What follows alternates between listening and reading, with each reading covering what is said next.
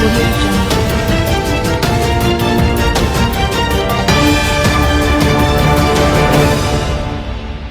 शव सत्कार करने को आसी निजे शव पाल्टी जिबा घटना अभियुक्त गिरफ। स्वर्गद्वार चैतन्य छकरे भद्रक आपंडार युवक रंजन कुमार दास हत्याकांड घटना हत्या करिथिबा अभियुक्त को गिरफ करी कोर्ट चालाण कला समुद्रकूल थाना पुलिस। गिरफ अभियुक्त केन्द्रापड़ार तन्मय महापात्र। हत्याकांड व्यवहृत छुरी जबत। पूरी बालीसाही संपर्कों घरे रही काम करुथिला अभियुक्त। रंजन दास तांको संपर्कों शवदाह पाई स्वर्गद्वार आसीथिला। शवदाह कर्म पैडर आवश्यकता थिबारु विलंबित राति चैतन्य छक को जाइथिला। सेठारे सामान्य घटना को केन्द्र करी उभयଙ୍କ मध्यरे बचसा होइथिला। अभियुक्त तन्मय महापात्र निज पकेट्रु छुरी बाहर करी मरणांतक आक्रमण करिथिला। एथिरे रंजन दासर घटनास्थल मृत्यु घटिथिला। अन्य जणे मानस नायक सामान्य आहत होइथिले। एने समुद्रकूल थाना केस नंबर 9/2026 दफा 296 109 103 118 रे रुजु हेबा सह समुद्रकूल थाना पुलिस हत्याकारी तन्मय महापात्र को गिरफ करी कोर्ट चालाण करा जायछि बोली सूचना देइछन्ति पुरी एसपी। 8 और 9 तारीख राति विलंबित राति सी बीच थाना को गोटे इनफॉरमेशन आसला कि कुछ लोक जुक्ति तर्क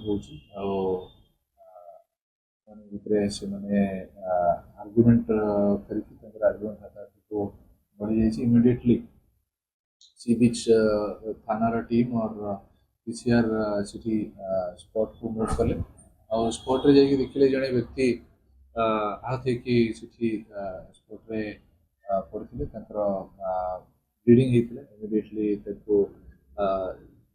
शिफ्ट करागला डीएचएच को, परंतु डीएचएच रे जो शिफ्ट कराला मृत्यु होता। आउ जड़े व्यक्ति जो संगे आसते से आहत होते पुलिस द्वारा शिफ्ट कराला।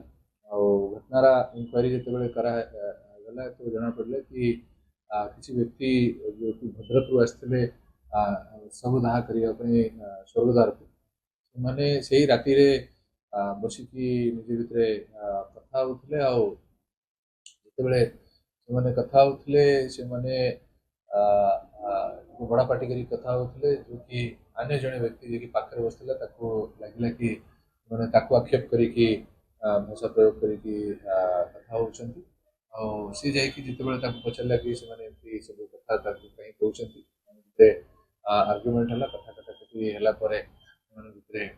झगड़ा से झगड़ा एक्यूज अच्छी एक्यूज पाख गोटे चाकू से रखा से चाकू से गोटे असल्ट कर पुलिस ऑफिसर्स सेठी जाइए स्पॉट को इमिडिएटली पहुंची इन्वेस्टिगेशन आरंभ कर साइंटिफिक टीम स्पॉट को जाइए सब गुरुत्वपूर्ण एविडेंस कलेक्शन करी वेपन ऑफ ऑफेंस सीजर कराई आम तरफ आईएसी सी बीच केस को इन्वेस्टिगेशन करें प्लानिंग करुँ जल्दी से जल्दी केस को आम तदंत सारिकी ट्रायल को लेकिन